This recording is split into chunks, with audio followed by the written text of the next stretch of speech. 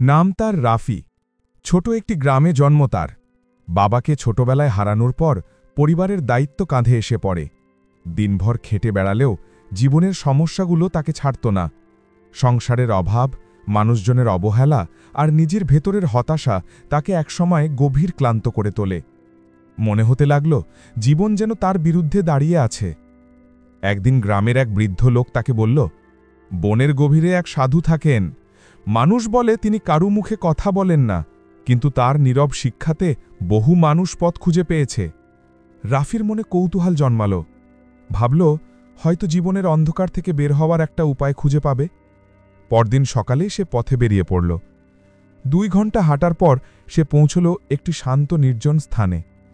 চারদিকে বিশাল গাছ, পাখির ডাক আর হালকা বাতাসের শোঁ শোঁ শব্দ, যেন অন্য এক জগতে এসে দাঁড়িয়েছে। ছোট একটি কুঁড়েঘরের সামনে তিনি দাঁড়াতেই দেখল সাদা দাড়িওয়ালা এক বৃদ্ধ সাধু পাথরের উপর বসা, চোখ বন্ধ করে ধ্যান করছে। রাফি এগিয়ে গিয়ে নম্রভাবে বলল, বাবা, আমি খুব কষ্টে আছি। কাজ করি, চেষ্টা করি, তবু সবকিছু ভুল হয়ে যায়। আপনি কি আমাকে সাহায্য করবেন? সাধু চোখ খুললেন, কিন্তু একটিও কথা বললেন না। শুধু ধীরে মাথা নেড়ে ইশারা করলেন তার পাশে বসতে। রাফি অবাক হলেও ওবিডিয়েন্টলি বসে পড়ল। কয়েক মিনিট পর সাধু একটি কাঁচের বাটি এনে রাফির সামনে রাখলেন। বাটিতে পানি ভরা। এরপর জঙ্গলের মাটিতে একটি ছোট পাথর তুলে এনে পানিতে ফেললেন। পানি কেঁপে উঠল, ঢেউ ছড়িয়ে গেল। সাধু রাফির দিকে তাকালেন, যেন কিছু বলতে চাইছেন, তবু নীরব। রাফি কিছুই বুঝল না।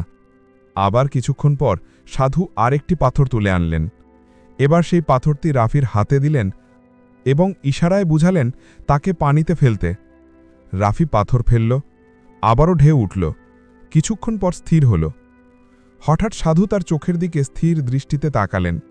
রাফি অনুভব করল সাধুর চোখে এক ধরনের অদ্ভুত গভীরতা, যেন তিনি বলতে চাইছেন, যখন তুমি উত্তেজিত হও বা সমস্যায় পড়ো, তখন তোমার মনও ঠিক এই পানির মতোই অস্থির হয়ে ওঠে, কিন্তু যখন তুমি নিজেকে শান্ত রাখো, তখন সবকিছু আবার স্বাভাবিক হয়ে যায়।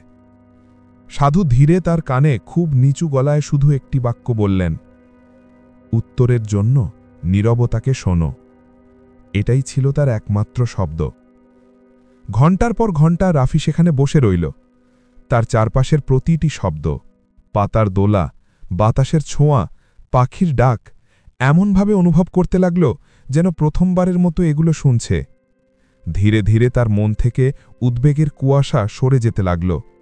বুঝতে পারল যে সমস্যাগুলো এতদিন তাকে কষ্ট দিত, তার অনেকগুলোই তার নিজের মনের মধ্যেই তৈরি হয়েছে। সন্ধ্যার আগে রাফি উঠে দাঁড়াল। সাধু হালকা হাসলেন, যেন তিনি জানতেন রাফি তার উত্তর পেয়ে গেছে। গ্রামে ফিরে রাফির জীবন বদলে গেল। সমস্যাগুলো কমেনি, কিন্তু সে আর সমস্যাগুলোকে দানবের মতো দেখত না। সিদ্ধান্ত নেওয়ার আগে নীরবে ভাবত, নিজের মনকে শান্ত করত। যে রাফি আগে প্রতিটি সমস্যা নিয়ে উত্তেজিত হয়ে পড়ত, সে এখন ধীর, শান্ত এবং অনেক বেশি শক্তিশালী। রাফি শিখল, নীরবতা শুধু শব্দের অভাব নয়, বরং মনের স্বচ্ছতা। আর জীবনের সবচেয়ে বড় সমাধান অনেক সময় নিজের ভেতরেই লুকিয়ে থাকে। একটু অনুপ্রেরণা যদি পেয়ে থাকেন, একটি লাইক দিতে ভুলবেন না। আপনার মতামত আমার কাছে খুব গুরুত্বপূর্ণ। কমেন্টে জানান কেমন লাগলো। ভিডিওটি শেয়ার করুন, কারণ একটি ছোট গল্প কারো জীবনে বড় পরিবর্তন আনতে পারে। আর এ ধরনের আরও গল্প পেতে চ্যানেলটি সাবস্ক্রাইব করে সাথে থাকুন। ভালো থাকুন, অনুপ্রেরণায় থাকুন।